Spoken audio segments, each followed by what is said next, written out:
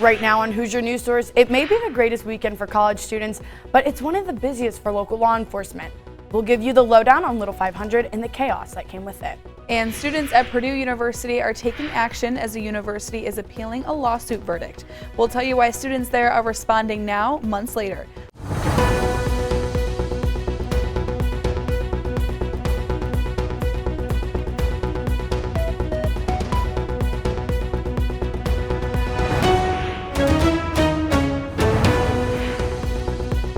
Hello and welcome to the last episode of Hoosier News Source for the season. I'm Rhoades. And I'm Rasmussen. A fatal two-car crash shut down a portion of State Road 37 just south of Bloomington for several hours on Monday. Officers responded to State Road 37 and Zykes Road just shortly after 3 p.m. for a reported head-on collision. When deputies arrived on the scene, they located a single occupant entrapped in each vehicle. Investigators determined that one of the vehicles was traveling southbound on 37 when it signaled to the right and suddenly veered left, crossing the median, striking the other vehicle that was traveling northbound. Both drivers were administered emergency care but were pronounced dead at the scene.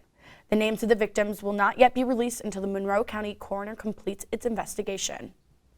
The Bloomington woman who allegedly stabbed an Asian IU student is now facing a federal hate crime. An Evansville grand jury indicted 56-year-old Billy Davis for bodily harm and attempted murder because of the victim's race and national origin. Davis's lawyer previously sought an insanity defense for her. If convicted of the federal crime, she could face a life sentence. The annual running of the Little 500 took place over the weekend. Melanzana Cycling took home the gold for their second win back-to-back in the women's race on Friday. Due to poor weather conditions affecting the track, IUSF delayed the women's race for an hour. On Saturday in the men's race, the Cutters got their 15th Little 500 win. In what was a close race with Delta Tau Delta and Sigma Phi Epsilon on the Cutters' heels, they still secured their victory. And the world's greatest college weekend also ended in nearly 20 arrests. The Monroe County Sheriff's Office says officers logged 65 hours of overtime for heightened patrols over the weekend. 5 were arrested for operating while intoxicated, 1 for a traffic offense, and 11 for other various charges. Bloomington Police, Ellettsville Police, and IUPD also assisted in patrols for Little 500 weekend. The Graduate Workers Coalition is asking the university for an 8% pay raise to match the cost of living in Bloomington. According to a press release, the coalition submitted a cost of living adjustment, or COLA, which raises an employee's salary based on how much it costs to reasonably live in the area. The press release also cites data from the Department of Housing and Urban Development showing that rent in Bloomington went from $803 in 2022 to $1,025 in 2023. The petition for the raise currently has over 1,100 signatures. And before we start the next story, we want to give warning that it may trigger survivors of sexual assault. Purdue University plans to appeal the verdict in a federal sexual assault lawsuit. In 2017, 2 women reported 2 separate sexual assaults on the West Lafayette campus, which resulted in their expulsion, which then later changed to suspension. This fall, the court ruled in favor of the student, who they identify as Nancy Rowe, saying the discipline was, quote, retaliatory. Campus protests soon followed, calling for the resignation of the Dean of Students and Vice President of Ethics and Compliance. However, as students approach the end of the school year, they have yet to see the changes they want on campus. Purdue Senior and City Councilor of District 3, Ted Hardesty, posted a TikTok video asking for people to once again demand change. His video has now over 76,000 views. During this time of the year, Hardesty says he wants to bring this issue back to the forefront as potential new students visit campus. I believe parents deserve to know this. Like, you're sending your child to a university where the dean of students, that office is supposed to be the point place in case your child runs into issues. And the person who runs that office was, by a federal jury, was said to have had malicious intent or disregard for a plaintiff's rights. The judge also denied Purdue's motion for a new judgment or trial. And turning to the weather now, April started with some warm weather, but sadly it's been an unusually cold couple days. Yeah, I'm not feeling it right now, but Ashton Hackman is here to tell us more. Ashton? Yeah. Not great. It's been cold. I don't know what happened when we had 70s and near 80s. I want that back. Good news for you, though, is you're moving. You'll be heading to Florida, so you'll have sunshine. So you'll get it humidity. Yeah, but not the case for now. We look to be cloudy and cold over the next few days, and we are a bit below average for this time of the year. 68 is where we should be, so we're about 10 degrees below normal. Man, 88, the record high back in 1915. Boy, I wish we were there. But the good news is, though, the sunsets, those are starting to get later too, will be setting by 8:30. We mentioned cooler weather. Middle of the country, only part that will be above average as we head into the next week. Look at that, though. As we head into the east, below average much of the country, even down into Florida. So brace yourselves for weather that today looks to be on the chillier side. That cloud cover will clear and will warm things up by the evening hours, breaking about 60. Most of the area, though, will be in the lower 60s. Some places down south, Washington, Brownstown, might get a little warmer, breaking into the mid 60s. Taking a look at the 7-day forecast, though, we do have some rain chances on Thursday and Friday. The good news is, though, it's going to be overnight. So your Thursday and Friday aren't a complete washout. It'll be coming in right around the overnight hours, midnight, 1 a.m., and we'll dry things out by the time you wake up on your Friday. And take a look at the rest of the week. Saturday, probably the best day on the 7-day, 75 with some breaks in the clouds. Sunday, upper 50s, and then we get cold again, low 50s by the time we start next week. So I wish I had some warmer weather for you and some drier weather, but unfortunately, looks like May is going to start off a bit cold. The weather is just reflecting our mood because Ella's leaving. Stop, you guys. My fingers are crossed, though, that it's nice for graduation. I'm like, 7 degrees, please. At least. Yeah. Well, And maybe thank a slice of sun. A slice of sun and only some hope. cloud coverage? We can Exactly. Thanks, Ashton. Coming up on Hoosier News Source, 77 years after the Holocaust, our survivor shares her story with IU students. We'll tell you what advice she gave to make sure it never happens again. And finals week is just around the corner, and if you're feeling stressed, you're not alone. We'll show you what the university is doing to help.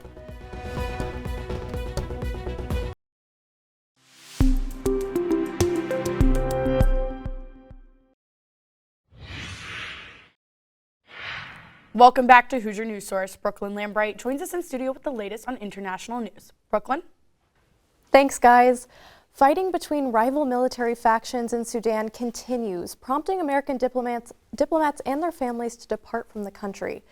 Friction in Sudan has surrounding countries on edge and has halted the internationally backed plan to transition the country to a democracy. Additional U.S. military forces have been deployed near Sudan in preparation for a potential evacuation of the embassy. The Sudanese army plans to help facilitate the safe evacuation of any foreign citizens. Germany also began an evacuation operation for German citizens in Sudan. Former Peruvian President Alejandro Toledo has returned to Peru after surrendering to U.S. federal agents on Friday. Toledo was president of Peru from 2001 to 2006 and is accused of receiving nearly $30 million in alleged bribes from a Brazilian construction company, Odebrecht. Toledo has been under house arrest in California since 2019 and now will begin his criminal trial in Peru upon arrival. He is one of 4 Peruvian ex-presidents accused of taking money from Odebrecht. Toledo is denying any accusations of political bribery, calling them, quote, political persecution. A caravan of approximately 3,000 migrants is marching towards Mexico City. The caravan began at the Guatemalan border, and participants are from a variety of Central and South American countries. Protesters are demanding free transit and justice for the 40 migrants who died inside a Mexican federal detention center in late March. Protesters say their goal is to change the way migrants are treated. The Mexican Institute of Migration has yet to issue an official statement on the new caravan. That's what's going on around the world. Guys, back to you. Thanks, Brooklyn. And in major news here in the States, President Biden has officially kicked off his 2024 re-election campaign. Biden released a video yesterday following months of speculation about whether he would seek re-election. The president has faced a growing number of Democrats who say he should not seek another 4 years because of his age. At 80 years old, Biden is the oldest person to be elected to president and would break his own record at the age of 82 if elected in November. The Monroe County Community School Corporation saw an increase of 130 students in enrollment this year, but the numbers are still not reaching pre-pandemic levels. Adam Terwilliger is the MCCSC Director of Finance and Logistics and has said that public school enrollment in Indiana dropped in 2020 and 2021 due to COVID-19. The district has struggled in making progress since then. The Public Corporation Transfer Report shows that 245 students transferred to other schools in the county on choice scholarships to aid students paying tuition. MCCSC says they are working to communicate what they offer to students to combat the decline. The Chabad Center at Indiana University brought a Holocaust survivor in to share her story of resilience. Holocaust survivor Helga Melmed spoke to students and faculty, advising them to steer clear of all hate and intolerance. Melmed says she is here to answer any questions people may have in order to advocate for awareness. Students also had the opportunity to ask Melmed about her experience. She said that hate only ever leads to a world without peace. She added that sometimes you have to go against the status quo. People follow each other, some people. They don't think for themselves. That's another important thing. You gotta start learning to think for yourself and do what's right. Melmed said her story is a testament to how important education is to prevent cruelties like the Holocaust from occurring again. With the stress of finals week underway, the College of Arts and Sciences is once again inviting students to participate in College Care Week. College Care Week will last all throughout this week and will feature several free activities, including a pancake breakfast, watercolor painting, and a relaxation room in Ernie Pyle Hall. Last semester, more than 3,000 students participated in College Care Week.